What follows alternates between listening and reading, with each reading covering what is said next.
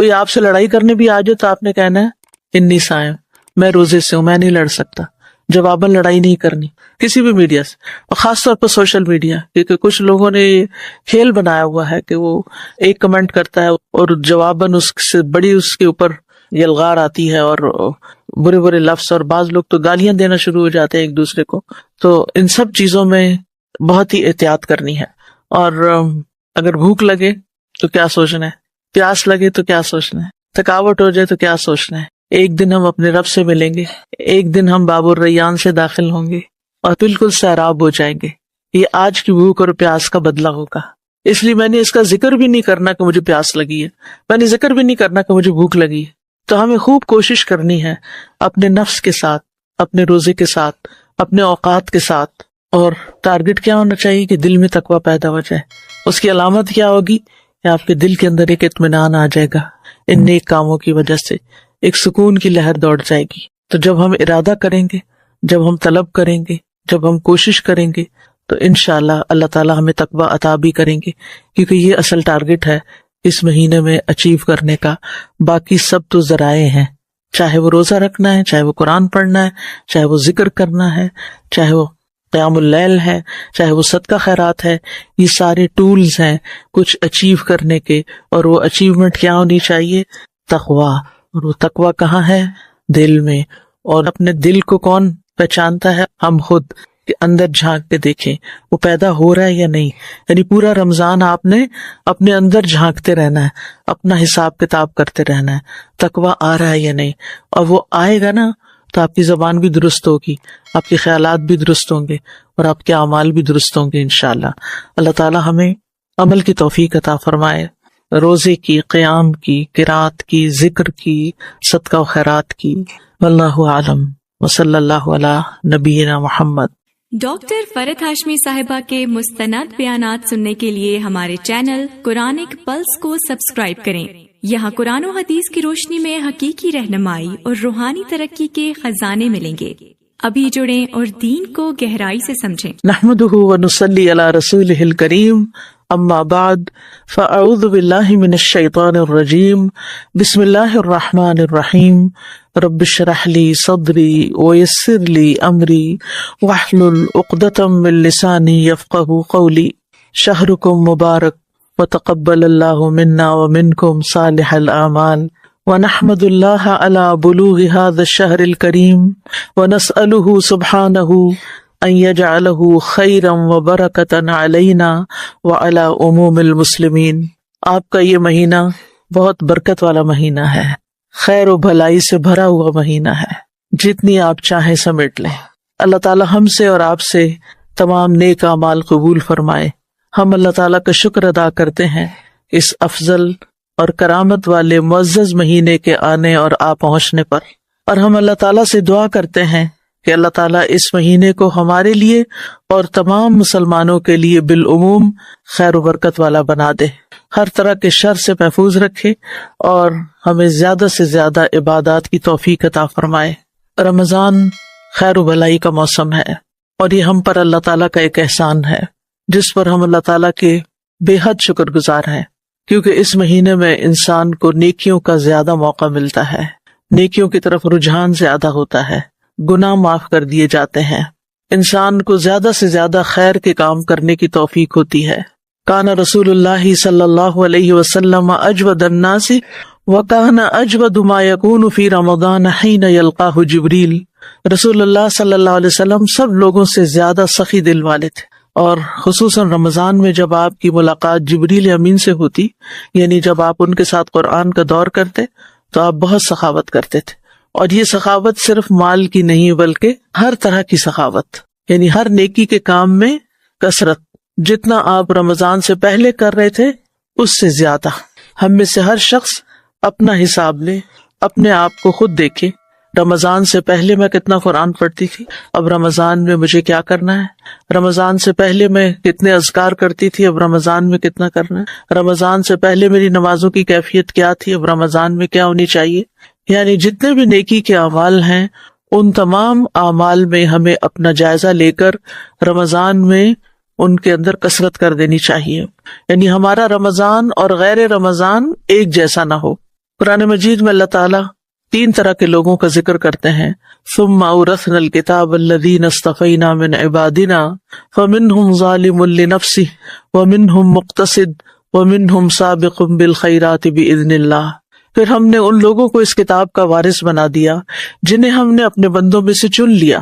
پھر کوئی تو ان میں سے اپنی جان پہ ظلم کرنے والا ہے، کوئی ان میں سے میانہ رو ہے، اور کوئی ان میں سے اللہ کے اذن سے نیکیوں میں سبقت کرنے والا ہے. تو لوگوں میں سے کچھ اپنی جانوں پہ ظلم کرتے ہیں، کچھ درمیانی چال چلتے ہیں، اور کچھ نیکیوں میں آگے جاتے ہیں.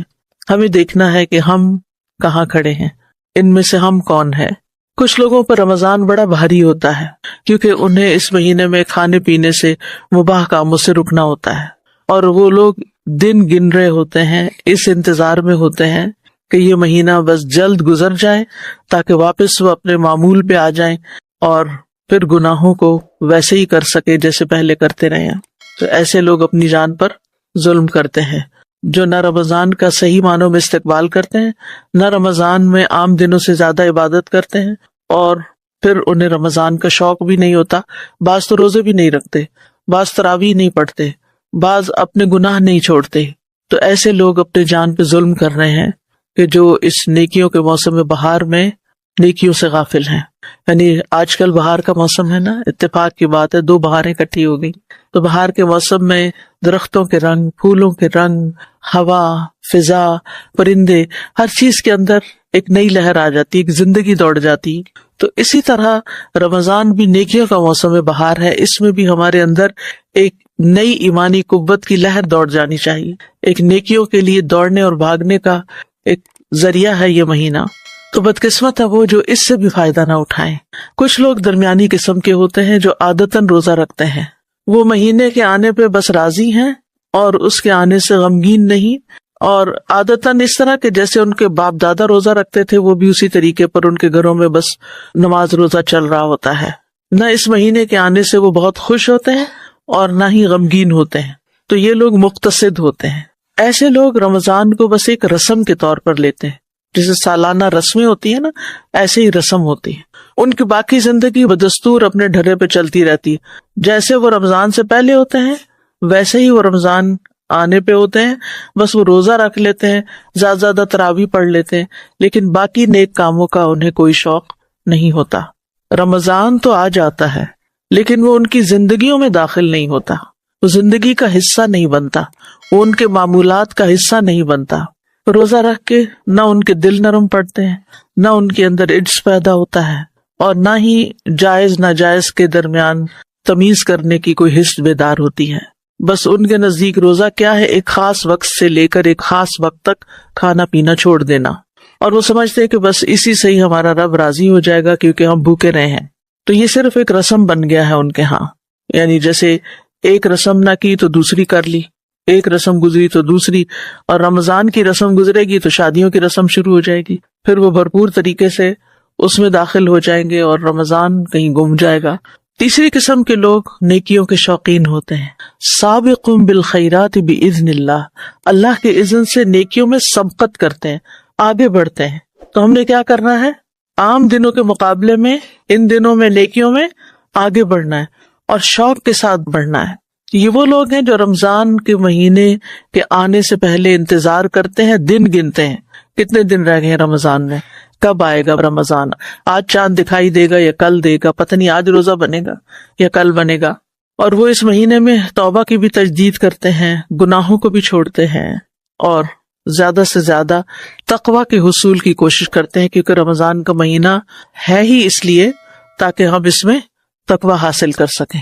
یا ایھا الذین آمنوا کتب علیکم الصیام کما کتب علی الذین من قبلکم لعلکم تتقون. یہ مہینہ آیا اس لیے تاکہ ہمارے اندر تقوی پیدا ہو. تو رمضان آنے سے ان کے اندر ایک خوشی کی لہر دوڑ جاتی. اب جب رات دیر سے رمضان کا پتہ چلا تو پھر کیسی لہر دوڑی، ہم سب اپنا جائزہ لے سکتے ہیں. بالکل ایسے ہی جیسے کسی بچے کے پیدا ہونے کی خوشخبری آتی ہے نا تو آپ کھیل اٹھتے ہیں.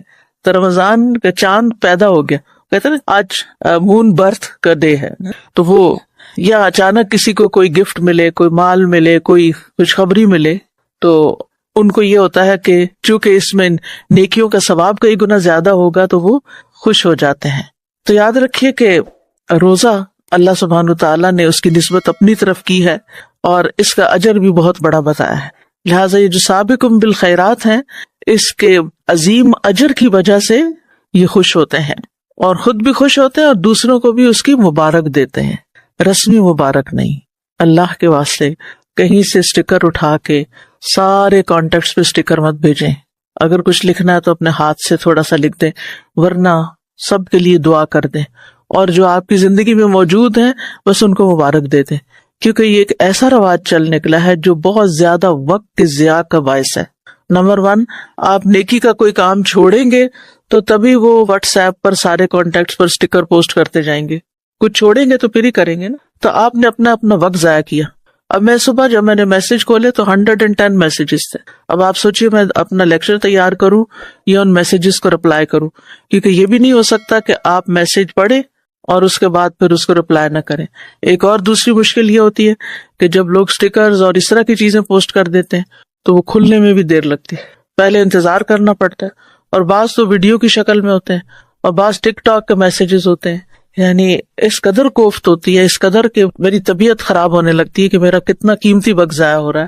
اور اگنور اس لیے نہیں کر سکتے کہ ہو سکتا ہے کسی جینوئن پرسن کا کوئی جینوئن سوال ہو جس کا جواب دے کر میں اس کو کوئی نیکی کما سکتی ہوں. تو اس لیے میرا خیال ہے کہ اس رسم سے بھی ہم سب کو باز آنا چاہیے، اور زیادہ سے زیادہ اگر آپ کسی کو یاد کرنا ہی چاہتے ہیں تو آپ اپنے ہاتھ سے کوئی ایسی بات لکھیں جو اس کے ایمان میں اضافے کا باعث